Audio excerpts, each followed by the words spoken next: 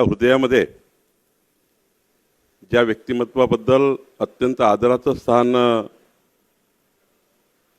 आहे असे स्वर्गीय बाबूरावजी तिडके साहेबांच्या या श्रद्धांजली सभेच्या या बैठकीला उपस्थित आदरणीय माजी केंद्रीय मंत्री श्री विलास मुत्तेमवारजी, राज्याचे माजी मंत्री शिवाजीराव मोघेजी, माननीय माजी मंत्री बाळासाहेब थोरातजी, आशिष देशमुखजी, संजय मेश्रामजी, नाना गावंडेजी, किरण पांडवजी, विकास ठाकरेजी, अनेक मान्यवर या ठिकाणी समोर बसलेले आहेत. सर्वांची नावं मी घेऊ शकलो नाही, त्याबद्दल क्षमा मागतो. माननीय मुख्यमंत्रीजी नितीन गडकरीजी एक 10-15 मिनिटात येतील. त्यांनाही पुण्याला जायचं असल्यामुळं या कार्यक्रमाला सुरुवात करूया अशी सूचना होती आणि म्हणून मी आपल्याला सर्वांना विनंती केली की कार्यक्रम सुरू करावा. खरं तर आपण सर्वच स्वर्गीय बाबूरावजी तिडके साहेबांच्या जीवन परिचय, जीवन कार्याची संबंधित आहोत. आपला सर्वांचाच आत्मीयता आणि अत्यंत घरोब्याचे संबंध आदरणीय बाबूरावजीशी राहिलेले आहेत आणि खऱ्या अर्थाने विदर्भातील, महाराष्ट्रातील सहकार चळवळ आणि शिक्षण क्षेत्रामधील मार्गदर्शक नेतृत्व आणि खऱ्या अर्थाने आपल्या सर्वांचे पालक म्हणून ज्यांनी आपल्याला आशीर्वाद दिला, नेहमीच आपल्या जीवनात आपल्यासोबत राहिले असे बाबूरावजी आज आपल्यात नाही. याचं दुःख आपल्याला आहे, सर्वांना आहे. आमची आई आणि आमचा परिवार हा प्रचंड दुःखी आहे आणि त्यामुळं खऱ्या अर्थाने एक मोठी पोकळी बाबूरावजी गेल्यामुळं आपल्या सर्वांच्या मनात आहे, समाजाच्या मनात आहे. खरं तर अजूनही आपल्याला वाटत नाही की बाबूरावजी आपल्यातून गेले आहेत, कारण त्यांचा जो स्वभाव होता, त्यांच्यासोबत एकदा आपण संपर्कात आलो त्यांना सोडूच शकत नाही असा स्वभाव होता. त्यांच्यासोबत बाजूला बसलं की 1.5 तास, 2 तास, 2.5 तास कसे जायचे हे आपल्याला कळायचे नाही. अशा स्वभावाचं एक आणि वक्तृत्वाचा धनी, कर्तृत्वाचा धनी आणि सामाजिक जाण असलेला नेता या ठिकाणी बाबूरावजी आपण बघितले आहे. खरं तर माणसाचं आयुष्य किती मोठं होतं यापेक्षा त्यांच्या आयुष्यामध्ये त्यांनी किती माणसं कमावलीत, किती माणसं जोडली आणि किती लोकांच्या जीवनामध्ये आनंद निर्माण केला, किती लोकांना विश्वास दिला, किती लोकांना आधार दिला हे जास्त महत्त्वाचं आहे. आणि त्यामुळे बाबूरावजींनी आपल्या जीवनामध्ये प्रचंड माणसं कमवलीत, माणसं जुळवलीत, जनतेला आनंद देण्याचं या ठिकाणी काम केलं आणि खऱ्या अर्थाने एक प्रामाणिकपणा, साधेपणा, सामाजिक बांधिलकी आणि माणुसकी या मूल्याचा या ठिकाणी जप माननीय बाबूरावजींनी केला आहे. खरं तर आपल्या सर्वांच्या मनात त्यांच्याबद्दलचं अढळ स्थान आहे. त्यांनी समाजाकरता केलेलं कार्य, त्यांचं सांस्कृतिक कार्य, त्यांचं राजकीय कार्य आणि लोकांशी जपलेला आत्मीयतेचा संबंध आणि प्रत्येकांना प्रेमाने वागवण्याची भूमिका, यामुळं त्यांची जी आजही त्यांच्या मनातला त्यांच्याबद्दलचा आदर आपल्या मनात उच्च स्थानावर आहे. खरं तर आपल्या सर्वांच्या जीवनामध्ये जेव्हा काही राजकीय सल्ला आपल्याला लागला तेव्हा आपण बाबूरावजींची नेहमीच घेतलेला आहे. ते राजकीय सल्ला देण्यात कुठंच चुकत नव्हते आणि त्यांनी कधी कुणालाही त्या ठिकाणी चुकीच्या मार्गाने जाण्यासाठी कधीच त्यांनी मार्गदर्शन केलं नाही. खरं तर काँग्रेस पक्षाची राज्याची जबाबदारी सांभाळताना स्वर्गीय विलासरावजी देशमुख साहेबांच्या जीवनामध्ये त्यांनी आणि बाबूरावच्या जीवनामध्ये माननीय विलासरावजींनी आणि आपल्या सर्वांनी अत्यंत त्यांना जवळून बघितलं. या ठिकाणी मुत्तेमवार साहेब बसले आहे, वरिष्ठ नेतृत्व बसलेलं आहे. आपण तर सर्वांनीच त्यांच्या जीवन कार्याला बघितलं आहे आणि त्यामुळे संकटाच्या काळात धावून जाणारं व्यक्तिमत्व, समाजहितासाठी पुढाकार घेणारं नेतृत्व, कोणत्याही अपेक्षेशिवाय मदतीचा हात करणारं नेतृत्व आणि खऱ्या अर्थाने माणूस म्हणून त्यांनी या ठिकाणी आपल्या सर्वांना माणुसकीची ओळख दिली आणि म्हणून त्यांच्या आठवणीचा उजाळा देताना त्यांच्या व्यक्तिमत्वातले अनेक गुण जे आपल्या डोळ्यासमोर उभे राहतात आणि म्हणून या ठिकाणी त्यांचा जो आपल्याला आज त्यांच्याबद्दलची जी श्रद्धा आहे ते याकरताच आहे की आपल्या जीवनामध्ये त्यांनी खूप महत्त्वाची उभारणी आपल्या जीवनात केली आहे. संयम, शिस्त, कर्तव्यनिष्ठ आणि समाजाप्रती असलेली तळमळ हे या ठिकाणी बाबूरावजीचे खरे वैभव होते. त्यांनी आपल्या कुटुंबाला उत्तम संस्कार दिले. आज राजाभाऊसारखा एक कार्यकर्ता जो अत्यंत संस्कारमय जीवनामध्ये त्यांनी आपला सामाजिक राजकीय कार्य सुरू केलं.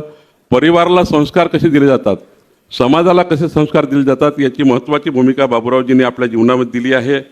आणि या ठिकाणी म्हणूनच त्यांचा जीवन प्रवास जो आहे तो प्रेरणादायी आहे.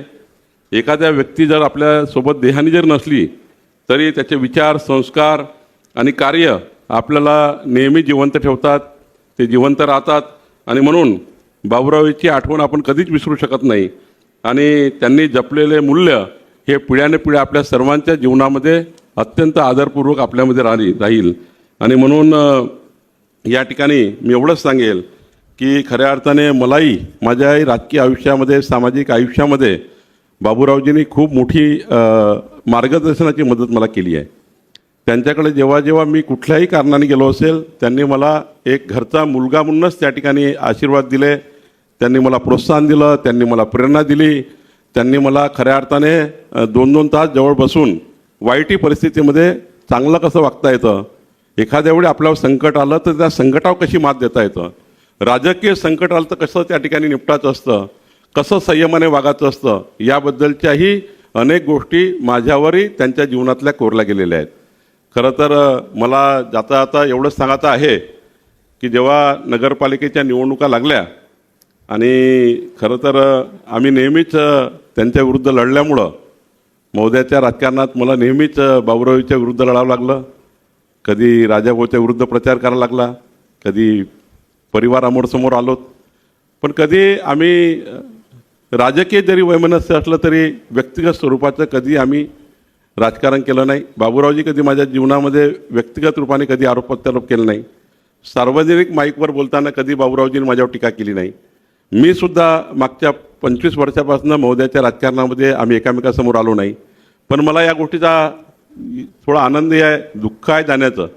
पण आनंद या गोष्टीचा आहे की बाबूरावजींनी जेव्हा मला नगरपालिकेच्या निवडणुकीमध्ये मी आणि टेकचंदजी बसलो होतो सावरकर, बाबूरावजी माझ्याकडे आले आणि सांगितलं की चंद्रशेखर, मला आज तुझं जे काही माझे संबंध आहे एक काम करून दे की राजाला काहीतरी आपण आता थोडं एखाद्या पदावर त्याची प्रतिष्ठा आपण नेली पाहिजे, त्याला प्रतिष्ठा दिली पाहिजे. या बाळासाहेब समोर आहे.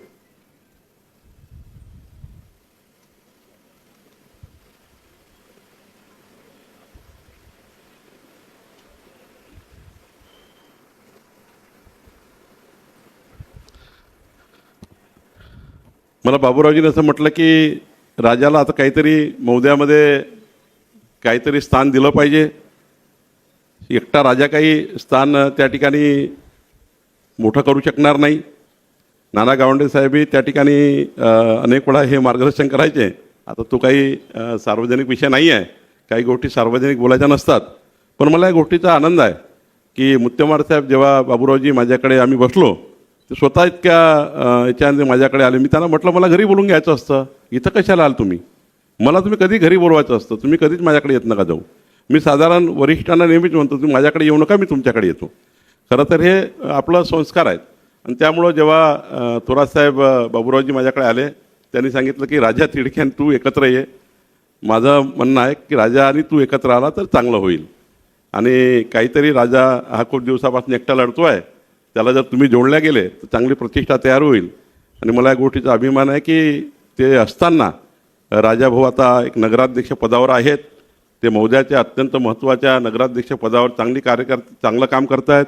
आणि याही गोष्टीचा अभिमान आहे की माननीय बाबूरावजींनी राजाला जे दिलेले संस्कार आहेत ते इतके आदर्श आहेत की मला कधी कधी असं वाटतं की आपण राजाभाऊला इतके विरोधात का लढलो आपण.